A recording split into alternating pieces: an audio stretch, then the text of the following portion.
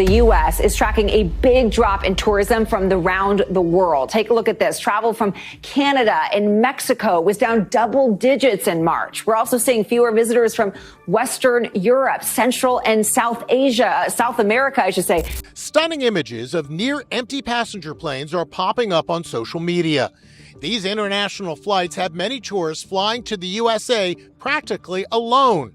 Shauna Massengill flew from London to Chicago. Look, barely anyone on board. There was nobody there. There was nobody in my row. It was really shocking. I've never been on a flight like that. Here in New York, tourism is also being hit big time, once again driven by negative sentiment toward the USA. For years, people the world over have dreamed of basking in Times Square's dazzle or snapping selfies beside the Statue of Liberty. The United States was legendary, a place where freedom and new beginnings felt not just possible but promised. Now, fast forward to 2025, and something's seriously off. The stream of visitors is shrinking, and that legendary American magic is starting to fade. Most folks don't have a clue just how fast America is losing its spot as the world's bucket list destination. So what's actually happening here? The truth isn't splashed on billboards or shouted across airports, yet it's reshaping the entire way we think about travel. Cold, hard numbers from the U.S. Travel Association show a big drop in visitors, especially from places like Western Europe. And forget blaming this all on expensive flights or currency swings. What's really going on digs way deeper, a new sense of unease that's making travelers everywhere second-guess their plans. It's not always about money or interest. Sometimes it's about that sinking feeling that the welcome is running out. This shift is real, and you can feel it. In the first quarter of this year,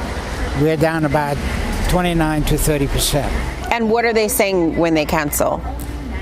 They don't feel safe, they don't feel welcome. For years, visitors from Europe and Asia would land in America bubbling with excitement. But now, more and more they step off the plane already on edge, worrying about long lines at customs, unpredictable border questions, or even ending up in the headlines after a bad experience. These aren't just rumors anymore. Actual cases in the news are putting people off. Take Germany. After several German citizens, including students, were detained for hours at U.S. airports, the concern hit national headlines. Many travelers are also put off by strict border controls and harrowing stories of random arrests. Germans are among those caught up in Trump's crackdown on migration. Officials in Germany started warning everyone, a U.S. visa isn't a solid guarantee of easy entry anymore. That's a game changer. In Japan, national broadcaster NHK ran special coverage on professionals and travelers, engineers, business people, even tourists, being stuck at the border or sent through excessive questioning. This kind of story sparks serious stress for businesses that need to send staff abroad, and it messes with students looking for life-changing experiences. Some folks back in Japan are now thinking twice about American universities or business trips, with travel advisories adding fuel to the hesitation. Here's where it gets even more real. In Australia, government warnings about inconsistent treatment and long waits at U.S. airports have gotten harder to ignore. Australia's biggest travel agency, Flight Centre, says they've seen U.S. bookings drop by 16%, while more Australians are choosing other places like Japan and New Zealand. Social media posts fly around recounting heavy-handed searches and marathon security checks. One especially viral story details how a traveler and her mother were both pulled aside by U.S. Customs, separated, and held for hours. Her mother was released after a while, but for the traveler, it was far from over. She ended up being sent to a federal detention center following hours in custody. And this isn't some isolated, buried tale. News outlets in Australia have shared dozens of accounts from travelers who were pressured to hand over their phones or face immediate deportation. It's an environment that makes a simple vacation seem risky. So why are dream trips losing their shine? Trust and reputation are taking the hit, even more than the beaches or the price tags.